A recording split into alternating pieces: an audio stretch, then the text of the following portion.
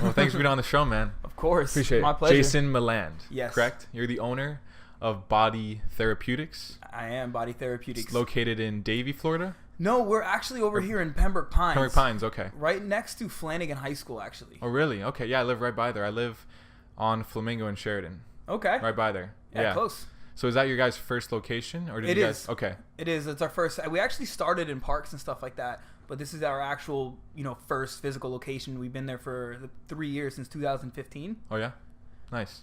So tell me a little bit about the uniqueness of your gym or facility, because it's definitely not like any other facility that I've heard of. So can you go a little bit into the exact program that you guys have? Yeah, 100%. So basically what we do is we're an outdoor fitness center. So we're an actual outdoor facility. We got a full setup, shed, everything where we house all our equipment. We have our own area that's turfed out.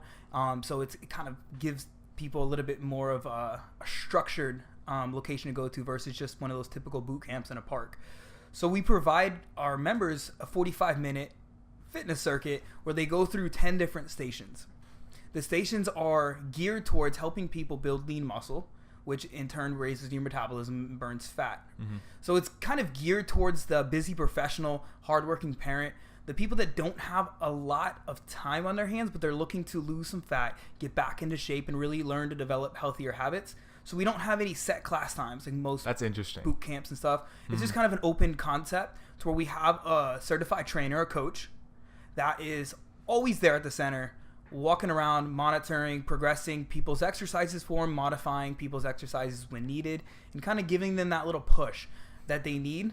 So I could show up at 5:25 p.m. and I could just hop right in? Absolutely, yeah. You hop right in. It's on your own time. We found that it was actually an accident.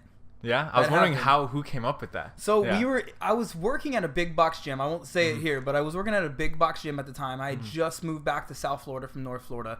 And I noticed a lot of my clients were late all the time. And they're always like, hey, can I still make my workout? And I was like, I'm sorry. Like, it's not up to me. It's the gym's policy. So at the time, I was actually starting to run boot camps in some of the local parks. And the same thing happened. My clients were late all the time. Traffic, you get stuck in traffic, your work, you end up working later than you need to. And so I came up with an idea. I was like, just show up. This is about you, and it's about you reaching your fitness goals and actually having success, not just throwing away money and not seeing results. So I was like, just show up. And I ended up getting a timer. I had a 4-minute cycle, and they would come in. So when they showed up, I'm like, you start at the next timer. Well, people loved it. They clinged onto it. Yeah. Word of mouth started going around. People were telling their friends, hey, there's an awesome trainer. He's in this park. He's got no classes. You just show up to the park and he'll work you out. We started growing fast. And I would say in 2 months, we had about 60 people. In 2 months? Yeah. Any marketing or just word of mouth? At the time, Groupon was big. So we did Groupon and word of mouth. That's it. Awesome. And what happened was the city started, being like, hey, way too many people in this park.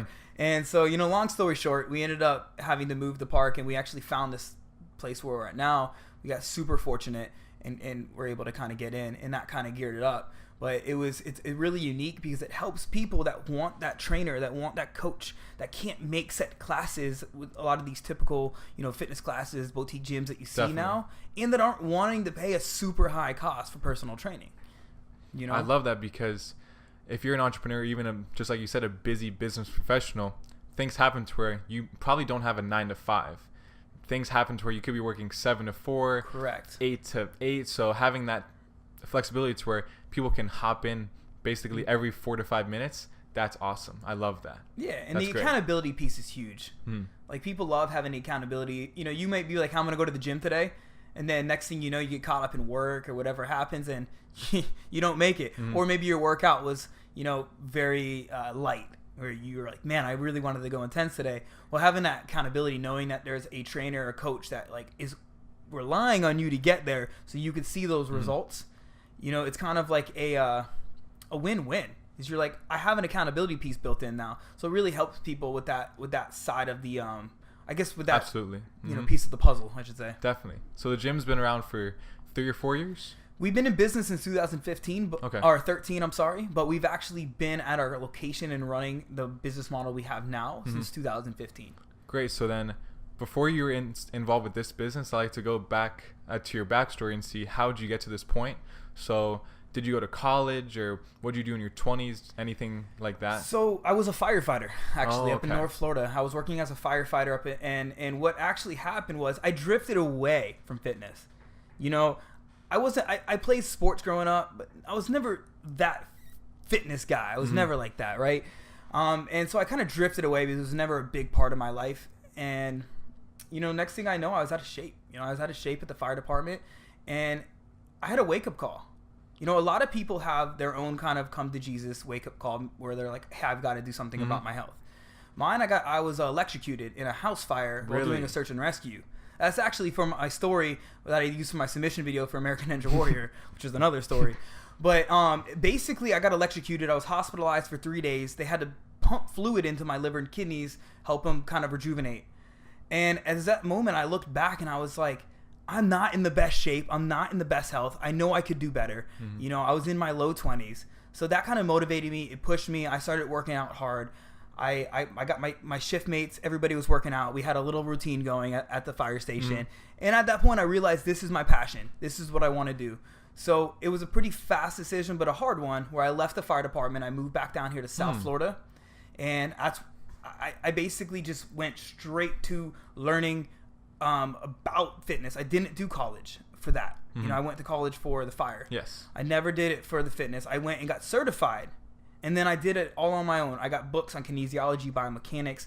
I learned everything I could. Nutrition, I got certified, and then from there I started building up certifications. I just got different certifications that, you know, gave me really the credibility to kind of tell people, hey, exactly. You know, so I got a lot of certifications through the NASM, which is the National Academy of Sports Medicine. I got certified through World Fitness Association, which is out here in Oakland Park, a local one. And I just started hitting it. You know, I got experience at the local gyms and just decided to venture out on my own. And how was that from being a firefighter, where it's a pretty steady salary, probably 9 to 5? An amazing retirement. Yeah, great benefits, to where you're in North Florida and you have that job, but then you pick everything up and you come back to South Florida with basically no security. Yeah, huge risk. How was that transition? It was a tough one. You know, I was trying to find my way for a while. Didn't really know what to do. I had a couple odd jobs while I was trying to figure things out. Definitely a tough transition. You know, it didn't make. I made $0 for a little while. Definitely, yeah. You know, I had to get rid of my car. I rode a bike. Really? Yep, everywhere I went. And just kind of made that ultimate sacrifice. And, you know, luckily it paid off. Definitely. Because I think most people, even if they're very passionate about something like you were, they're not willing to sacrifice things and maybe take the risks necessary to make it happen like you did. Well, in everything, you have to measure your risk, right? You have to see. You're right on the passion part. It takes passion. Passion is probably the main ingredient. But when you're taking a risk, you have to know what your focus is. You don't have to have all the pieces in play just yet, but you have to have enough focus and enough perseverance to be able to kind of see that risk out. Because it's easy to do, like, hey, I'm going to leave here, you know, have nothing. I guess it depends on where you are in life, right? You know, fortunately, I had, you know, a place where I could stay. So I didn't have to worry about rent and things like that. But you definitely have to have some kind of focus to where you know what you're going to be working on. You have a goal. And you have a plan.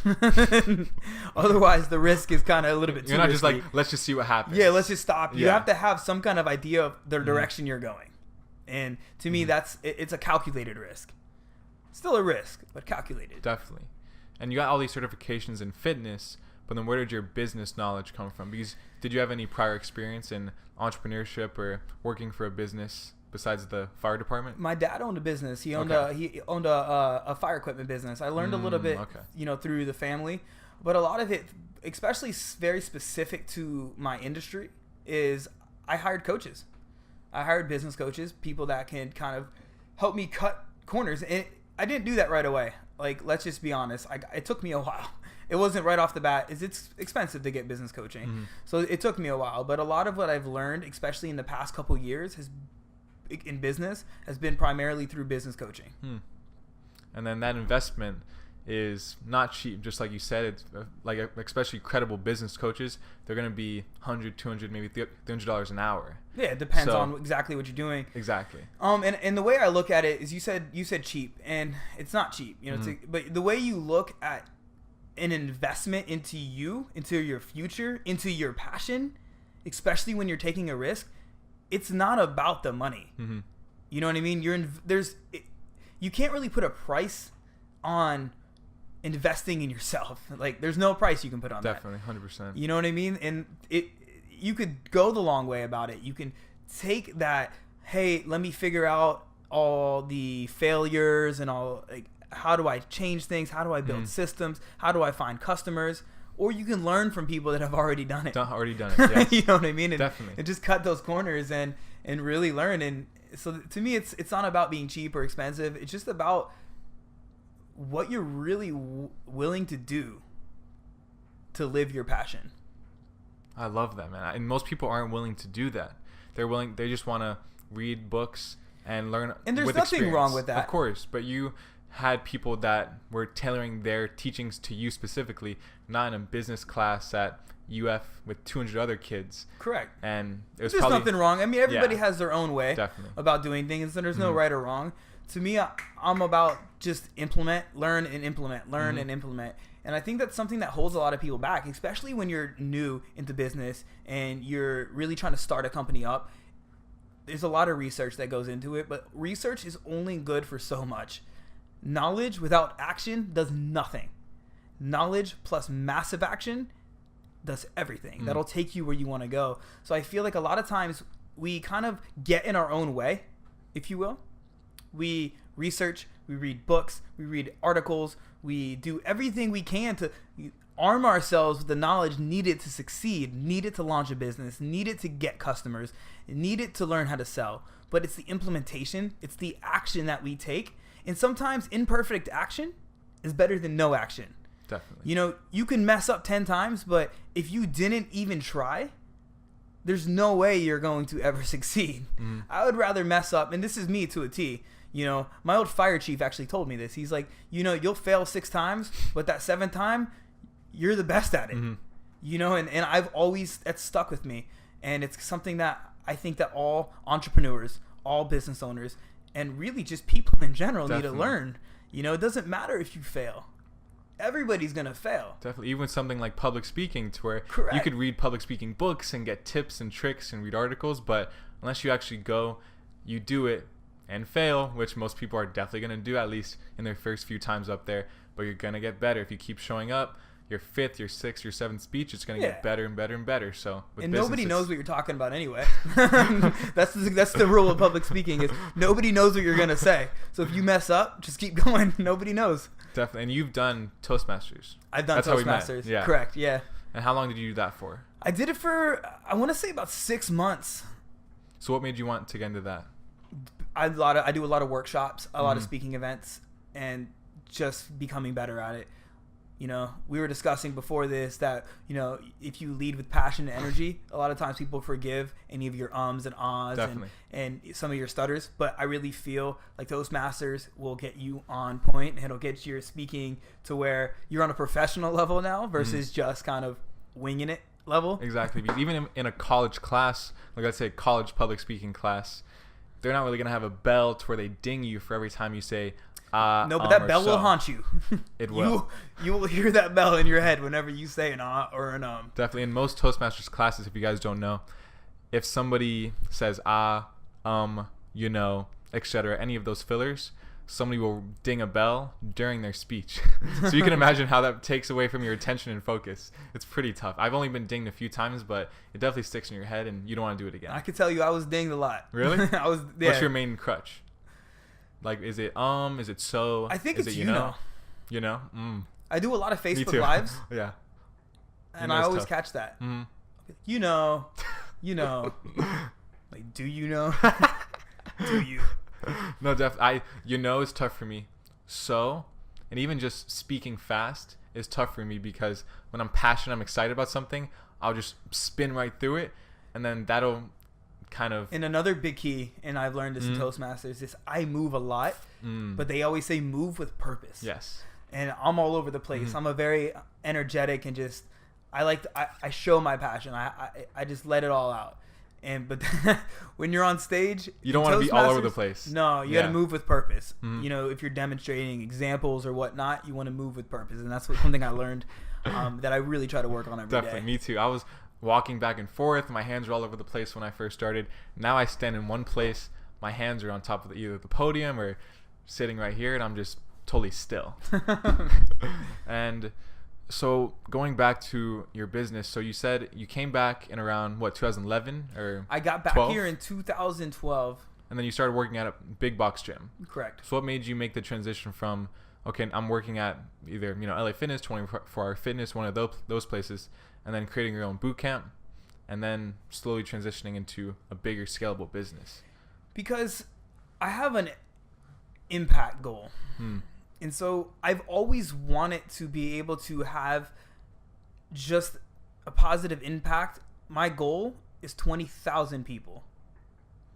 And I realized, and the reason I have that goal, I should say the why. And this is important for anybody listening, is no goal. It doesn't matter what your goal is. It matters the reason behind your goal.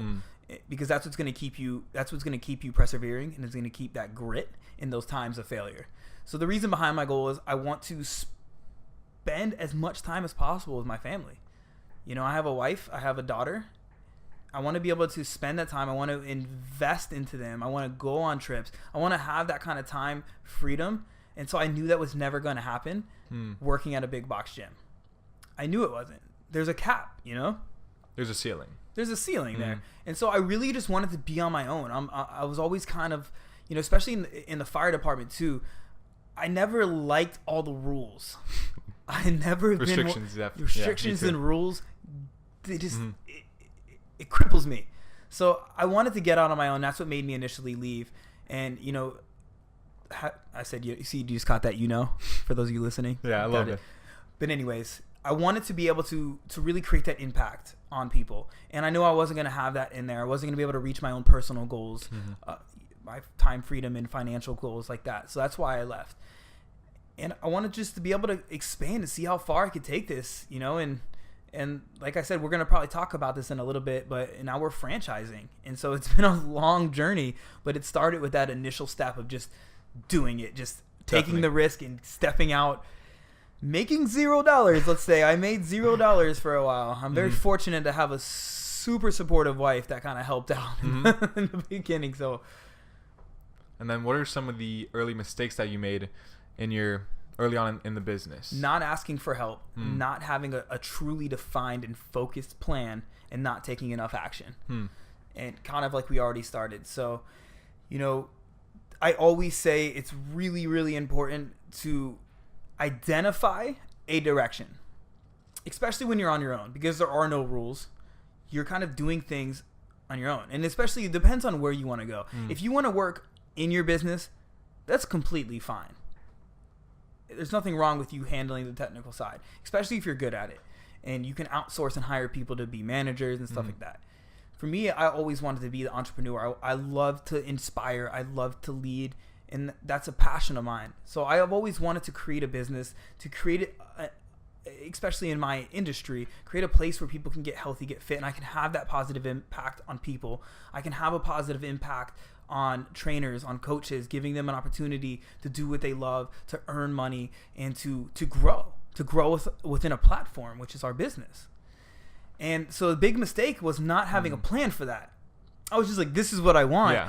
But then I just started doing things, which is, once again, better than no action. It's better than nothing, but over time, you definitely want to execute. Yeah, you want to know plan.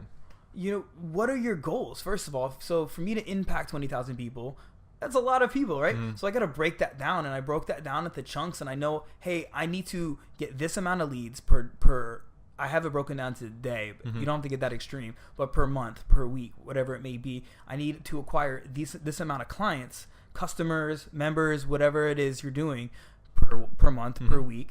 And you need to have an action in. How are you going to do that? Are you going to be running Facebook ads? Are you going to go to networking events, do public speak. What is your plan to acquire the leads in the first place? And it's basically coming up with a plan and then sticking to it, and then learning from your failures, because most likely you're going to fail a couple times, learning from it and adjusting your plan, adjusting it based on the numbers. That is a big mistake. I did not have any of that done when I first started, and I was winging it. The second thing was not asking for help soon enough. You know, this day and age, we have help at our fingertips. You can Google anything, YouTube anything. But to me, it was, for somebody like me, and I'm sure for a lot of entrepreneurs, just researching things like we talked about isn't enough. You're gonna end up, there's so much information out there. It's almost an information overload. So not reaching out for a business coach or for a mentor fast enough. That was a huge mistake. I wasted a lot of time.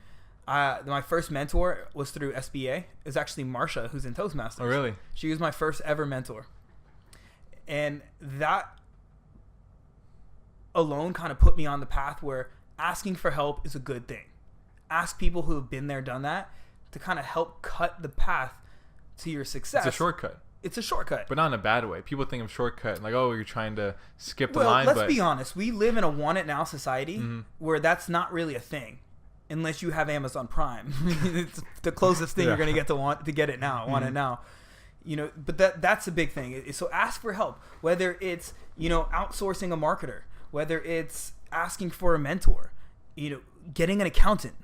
Doing something where you're not, it's taking that time. It's, in essence, delegation. Delegating sooner. Definitely. Asking for help and delegating sooner. And then the third thing is just making sure you're taking a daily action. So I've learned something. I actually heard this from originally from a business coach, and then it was actually from Walt Disney, I believe, who said it. But it's called the 1% philosophy, and it really resonates with me personally. And I think that if you apply this philosophy, it will resonate with you, and it will really take a huge.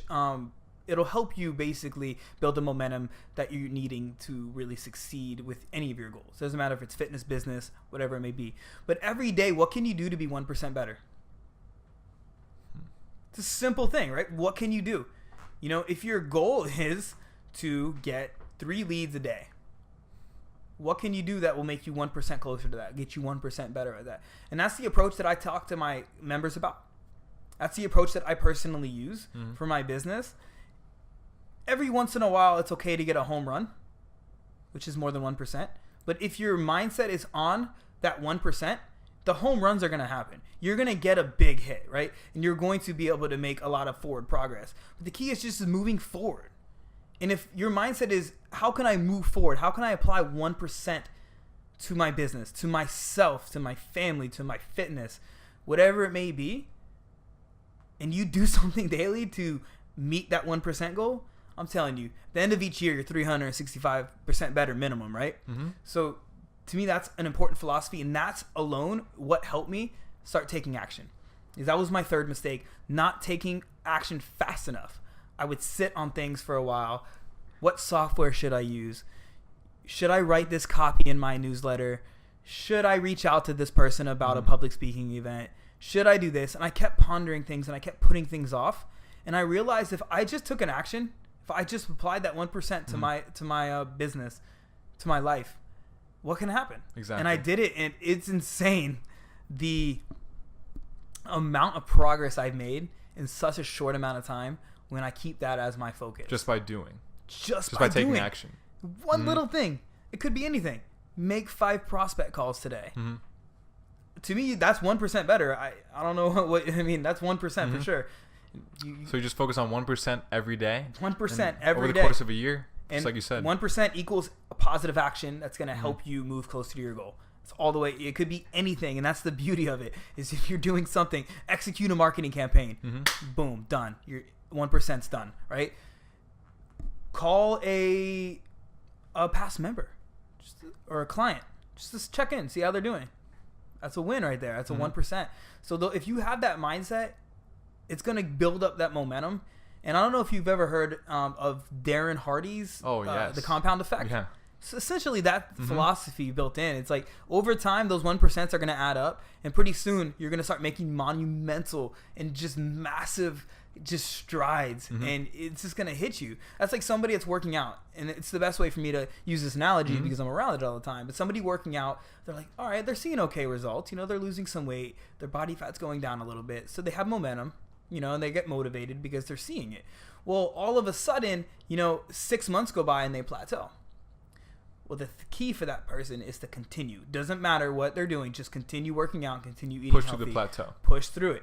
And you're going to learn and you're going to adapt. And by just doing and just showing up for yourself every day, you're going to succeed. So I have a member, she's been coming about 2 years, and she was in one of those plateaus.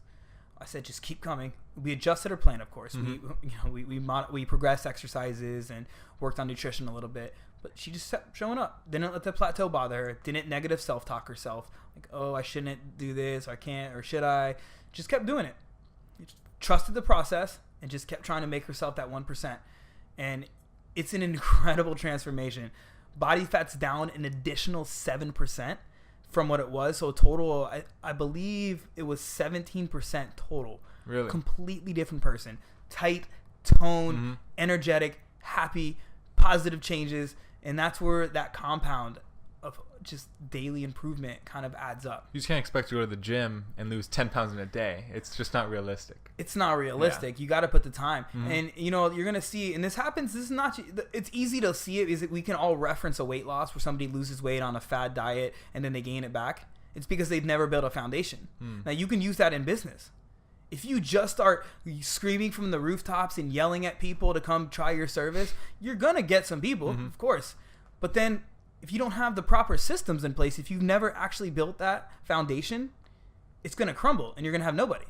So to me, it's always important to build that foundation first and then shout from the rooftops. Gotcha. And then you're going to continue to build upon that foundation and see that success. So that person that instead of yo-yo dieting actually goes to the gym or comes to Body Therapeutix hopefully and are doing that just daily action and building their lean muscle, 100%. Doing what they have to do, they're going to see those positive lasting changes, right?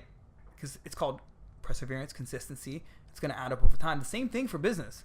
If you build those daily actions that are needed, doesn't matter if they're right or wrong. Everybody knows something. You know what you should be doing. It's just doing it. Over time, you're going to have that positive, lasting success. I love that so much, man. Just the 1% every day. It makes so much sense if you break it down like that. But people, they go really hard for a few weeks. Then maybe some things aren't panning out. They stop. Then they start again. And they stop. But just staying consistent, persevering. Slowly over time, it's just going to compound, just like you said. Absolutely. That's awesome. And to me, that's absolutely key. And it's easy to bounce back from a failure if all you know is you have to just do one thing, 1%. Love that, man. And what's your, because it seems like you have everything basically, like your business is thriving, I should say, right? And especially from when it started to where it is now, and you're looking to franchise, and your mindset, I could just tell your mindset's in the right place. So where do you want to be in 5 or 10 years? 100. I want over 100 locations around the globe. So that's a big thing for me, and that's on my impact goal. So my impact goal says 20,000 people. I'm looking to really crush that goal. And honestly, I really want to. Sky's the limit. 5-10 years, I want to own the franchise of over 100 locations. I want to be able to essentially meet my long-term goal of being able to travel and create new experiences for my family, be able to spend the time, you know, especially as an entrepreneur, we're always in grind mode, grind. And I would like to eventually not grind as much anymore and just kind of enjoy. And that's, to me, owning the franchise chain of our outdoor fitness centers and indoor in the northern states. That's ideal for me. And that's where I want to be in 5-10 years. I'm going to be a star on American Ninja Warrior. You're going to see me. I'll have my debut next season. Watch out for me. I'm the Electric Ninja. So Is that your name? Electric Ninja, yeah, really? From the Electrocution. Wait, wait, hold on. Okay, so that's great about the business. I definitely want to get into the American Ninja Warrior towards the end. And then if you just cover the franchising opportunity that you guys have, because Absolutely. You say it's a more low-cost franchise opportunity compared to, let's say, opening a larger... 100%. So an outdoor location right now, it ranges between $40,000 to $50,000 for a startup, which is the lowest in the industry. And the reason is because you don't have to have all the equipment costs. You don't have to have a bunch of machines. You know, there's a bare bones set of equipment that you need to get started. And the beautiful thing is that it's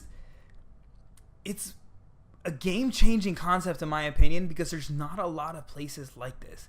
And that's why it was hard to start. I'm not going to lie to you. Not having classes, being there when there's 0 people there, 1 person.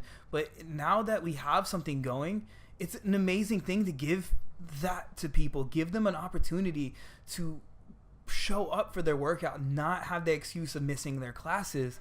And to me, that's key. So somebody that's looking to start up a business that is, you know, not wanting to jump through all the hoops and go through all the pain and the failures of starting a business, you could get into a business. And we have, you know, what's the word? Like a loan type stuff where they can actually financing. There you go. We have, I've been talking a while, you know, we have financing. So even somebody just starting out, that's getting out of training school, you know, they can get, this dream can become a reality. You can own your passion. You know, you can own your passion. And indoor location's a little bit more, but that's obviously because you're having more of a build out. More overhead. And the beautiful thing is obviously the point of business is, you know, anybody that we're going to have as a franchisee is going to be passionate about helping people. That's number one. If you have to care about people. That's my number one thing. Care about people. The second thing is you're in business to profit. Let's just cut it to the chase. We're in business to profit. We're in business to enjoy life, to have a family, and to make an impact in our communities. At least that should be why most people are in business. I'm sure there's other reasons, and that can happen fairly quick. In fact, because of the low investment into the franchise, people can actually become profitable in the first 2 to 3 months. Really? That's 2 to rare. 3 months. Most of the time it takes years. But then again, most franchise fees are really high.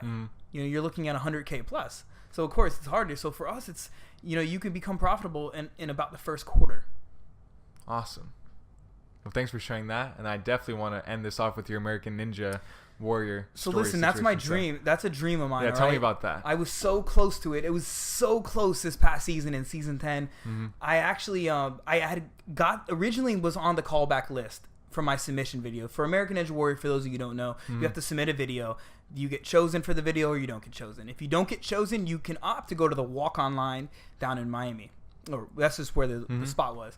I ended up getting chosen on my video. They had to cut me at the last minute because there was another electrocution story. And the guy that got electrocuted, he was on the season before. So the executive directors, you know, gave him the chance. And so my video got cut. So I ended up going into the walk-on line. I waited for 1 month, 27 days in the walk-on line. Really? Got into the American. I got my run number. I was in the warm-up area.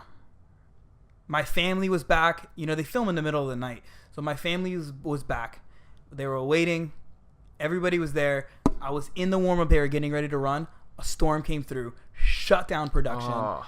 And at that point, they were like, hey, you know, you can go to Minneapolis or to Philadelphia and wait in their walk-on line. And I was like, there's absolutely no way. I spent enough time away from my business, from my family. Definitely. And I ended up not being, so my chances, but I did get to go, and I was a dinosaur. For those of you can check American Ninja Warrior's page and see me in action. I was a dinosaur chasing around Grant McCartney, who's the island ninja, around the course. With some other dinosaurs. So I had a positive experience, and I'm confident I'm going back next year. I'm going to get picked, so watch out for me. You'll see me. What's your name? The Electric Ninja. The Electric Ninja. Love that, man. Well, thanks for being on the show. I really appreciate you taking the time. Thanks where can people find you? So they can find Body Therapeutix and me in 2 separate places. Body Therapeutix, you can find us on our website at bodytherapeutix.com. Once again, Body Therapeutix is with an X. You can find us on Instagram and Facebook. And me personally, you can find me as the Electric Ninja on Instagram if you want to see some funny and, you know, comical things. Yeah. And as well on Facebook. Perfect. Under Jason Meland. Awesome. Thanks, man. Appreciate you taking the time. Yeah, thanks for having me on. Definitely.